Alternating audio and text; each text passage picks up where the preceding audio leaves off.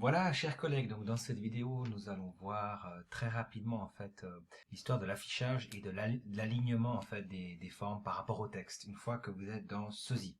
Donc là, je reprends en fait l'exemple typiquement on recrée en fait vite fait un petit exemple sur Inkscape. Donc là, on est sur Inkscape et puis j'agrandis juste la feuille. Donc voilà, comme vous disiez, voilà, c'est bien mettre en format paysage. Voilà.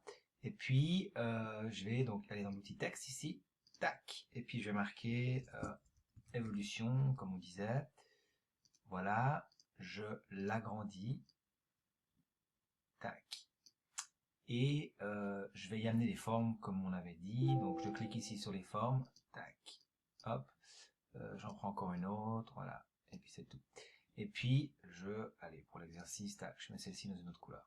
Ok, donc là, évidemment, je vais donc les déplacer, mais avant de faire tout ça, ce que je voulais dire, c'est que l'idée, c'est qu'en fait, il faut convertir ces objets, ces formes qu'on a là, en chemin.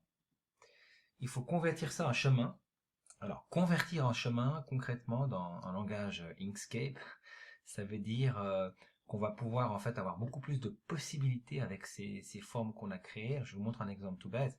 Donc là, ici, si je clique en fait sur cet objet, que je peux déplacer, j'ai la possibilité effectivement de l'étirer, de déformer quelque peu, mais c'est tout. Alors qu'en fait, une fois que cet objet sera converti en chemin, je pourrais faire beaucoup plus de choses. Euh, je vous parle de ça parce que vous allez voir qu'en fait, ça a une incidence sur quand on exporte le fichier après et qu'on l'ouvre dans SOSI. Donc, sachez que pour convertir chaque objet qu'on va sélectionner, tac, dans Inkscape, il faut aller là, on sélectionne et on va dans chemin, pardon, et on clique sur objet en chemin. Vous voyez ici, il y a aussi un raccourci qui est Shift Ctrl C. Objet en chemin. Boum. Comment est-ce que je sais qu'il a été effectivement transformé en fait?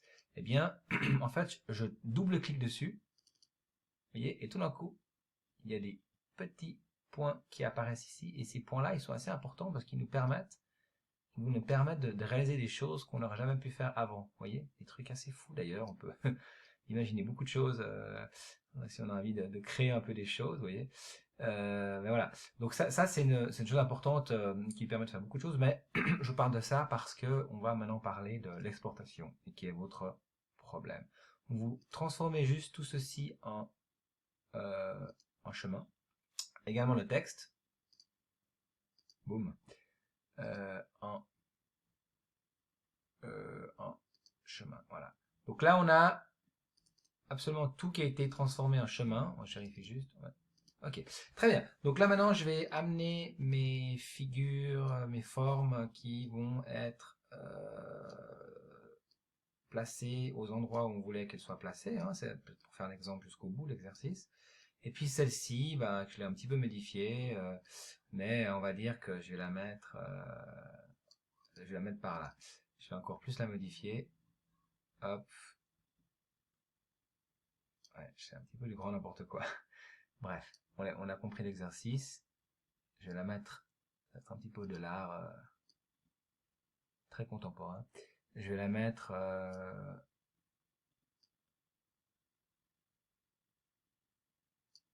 ici. Tac. Voilà. Donc l'idée maintenant, quand on va ouvrir ça dans SOSI, c'est qu'on veut absolument que tout soit comme l'affichage qu'on a ici dans Inkscape. On va donc tout simplement, comme vous l'avez toujours fait, juste aller enregistrer ça dans le document, dans l'ordinateur.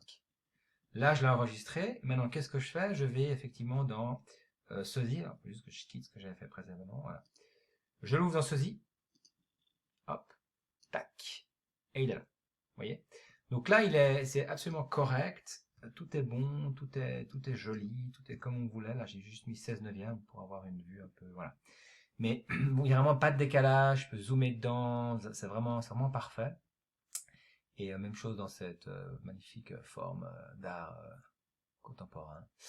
Voilà. Donc en fait, pour répondre à la question techniquement, je crois qu'il fallait vraiment dire au programme que ces nouvelles formes qu'on ajoutait dans le texte, et le texte lui-même même, ce sont des objets qui doivent être compris comme des chemins dans le langage de Inkscape.